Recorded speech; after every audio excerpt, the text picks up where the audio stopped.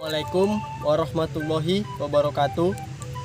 Perkenalkan, nama saya Sultan Maesa Nasution dengan NIM 1901153 kelas BDP 2D. Adapun materi yang akan saya bawakan pada tugas kuliah praktikum ini ialah replanting. Di sini saya akan menjelaskan secara garis besar apa itu replanting.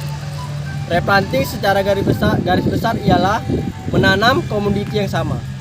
Adapun secara garis besar, replanting kebun kelapa sawit ialah menanam kembali kelapa sawit yang sudah tidak produktif lagi dengan maksimal usia 25 tahun. Adapun cara replanting itu dibagi menjadi dua. Yang pertama ialah secara kimia dan mekanisme. Secara kimia dengan cara menyuntikkan racun dengan reaksi racun kurang lebih 1 bulan.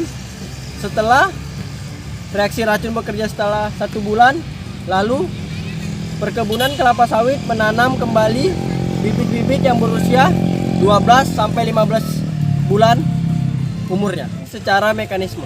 Adapun peraturan pemerintah yang melarang pembakaran lahan dan perkebunan kelapa sawit mengusulkan penumbangan.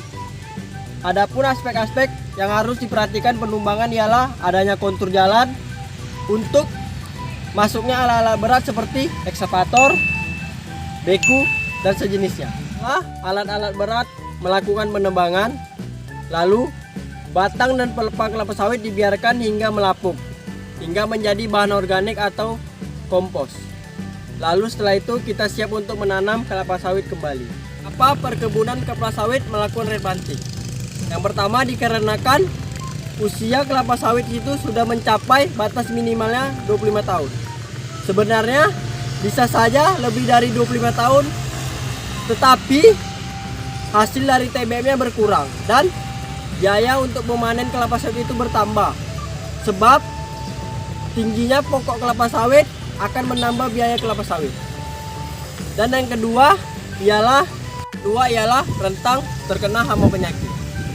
Kenapa rentang kena penyakit? Karena umur kelapa sawit itu sudah menua. Disitulah timbulnya rayap, wawung, dan sejenisnya.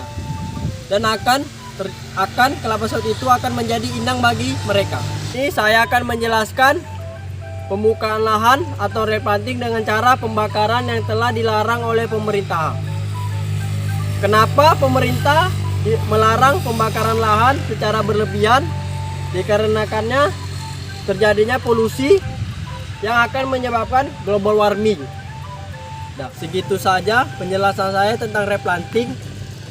Replanting itu sangatlah penting bagi perkebunan.